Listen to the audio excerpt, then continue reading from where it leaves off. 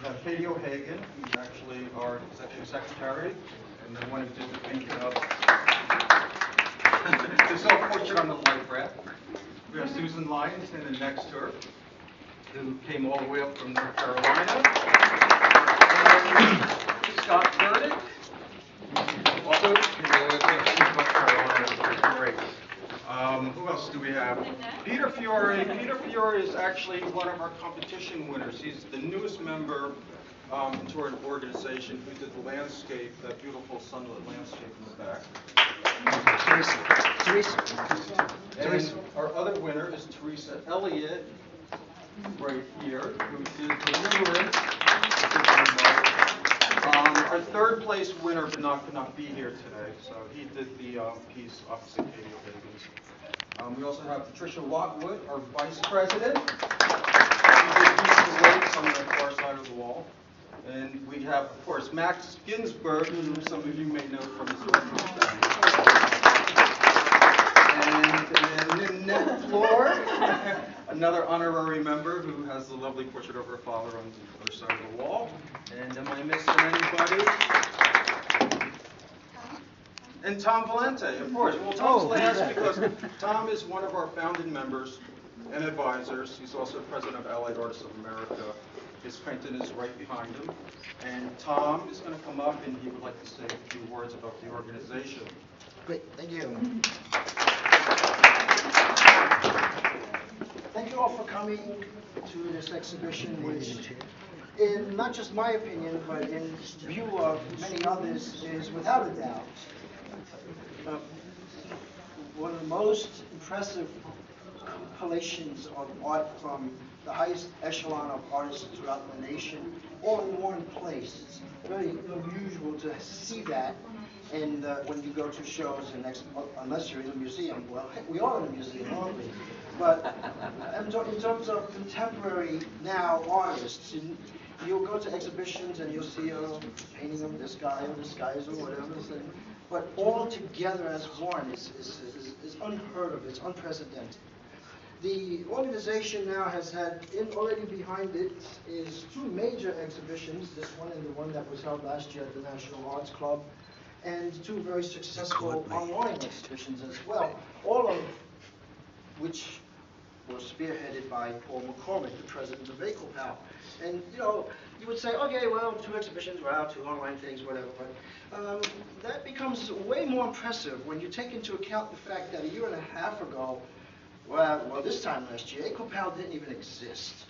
And it didn't exist until I was approached by Stephen Ling, a businessman, and Mr. He, another artist, both from China but live in Queens, approached me with this idea.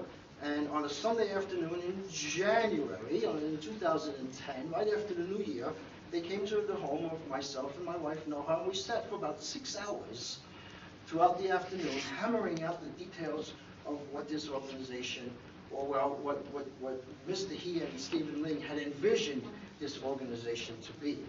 From there, I began to work on the bylaws, the Constitution, the objective, and it was like, oh, this is either a severe act of hubris, or it is going to be a very successful organization that no one has ever known of before, of its kind, because it's the whole East and West thing. It's branching out. It's going into another country and showing everyone what we're all about. And that's what it's become.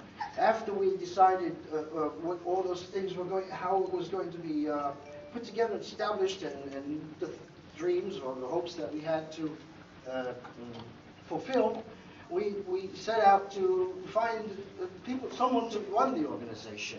And I had just come into contact after 30 some odd years of not being in contact with Paul McCormack, through a synchronicity, destiny, or fate, whatever you want to call it.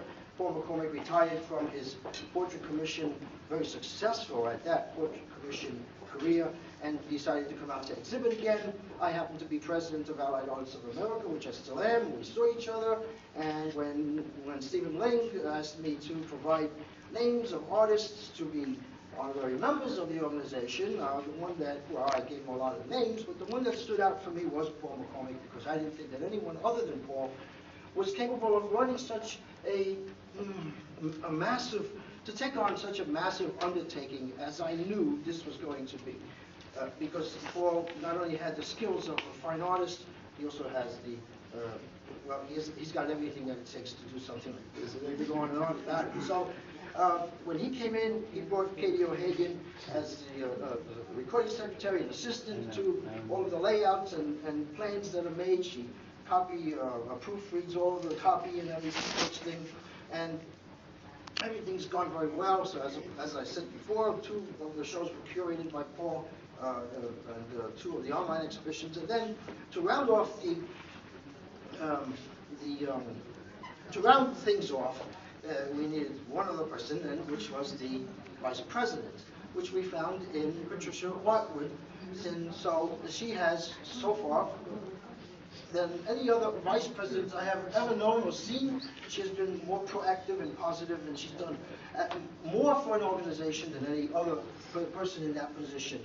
And because of her, I know that whenever that day comes, when and if she takes the helm of the organization, then Wait a minute, wait. I'm not the helm.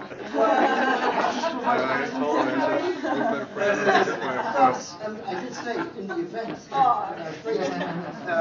Don't have a heart attack. But again, I'll look both ways before I cross the street, I in the promise. event that that does happen, I'm fully confident that this organization will continue to flourish and make history into the future. And